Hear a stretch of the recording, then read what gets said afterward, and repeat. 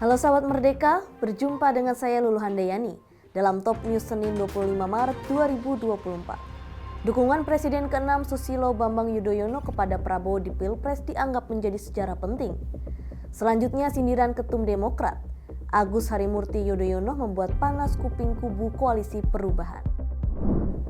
Ketum Partai Demokrat Agus Harimurti Yudhoyono menceritakan perjuangan partainya memenangkan Prabowo Subianto di Pilpres 2024. Adapun fokus Demokrat saat itu membuat kemenangan untuk Prabowo, khususnya wilayah Jawa Timur.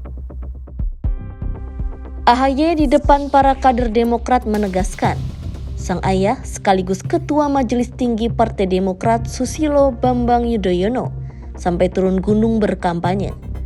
SBY selama masa kampanye, kata AHY, seakan tidak kenal lelah, ikut berkampanye pagi sampai malam untuk kemenangan Demokrat dan Prabowo Gibran. AHY mengatakan, ketika itu SBY berpindah-pindah kota atau kabupaten, lewat jalur darat menemui masyarakat.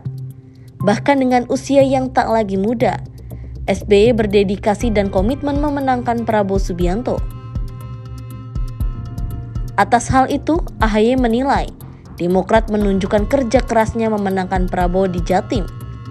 Menurutnya, sepanjang sejarah Prabowo belum pernah menang di provinsi tersebut.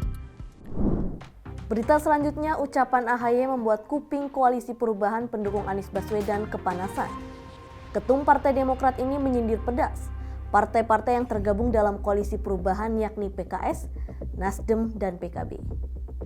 Menurut AHY, pindahnya dukungan Demokrat dari Anies kepada Prabowo Subianto adalah jalan terbaik. Menurutnya, jika Demokrat tetap mendukung Capres Anies Baswedan, maka akan hancur lebur. AHY menilai saat ini Koalisi Perubahan sudah mulai goyang. Menurutnya, jika Demokrat tetap di Koalisi Perubahan pasti akan ditinggalkan. Sindiran AHY mendapat jawaban telak dari elit PKB, yakni Daniel Johan. Daniel justru melihat situasi terbalik terjadi pada PKB. Dalam pemilu 2024 ini, partai yang dipimpin oleh Muhaimin Iskandar tersebut justru mengalami peningkatan. Sementara, Wakil Ketua Umum Partai Nasdem Ahmad Ali juga membalas pernyataan AHY.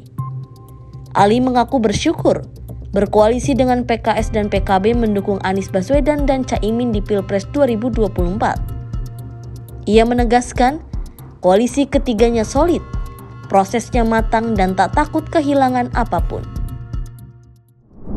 Demikian informasi kali ini bersama saya, Lulu Handayani. Simak berita lainnya hanya di merdeka.com.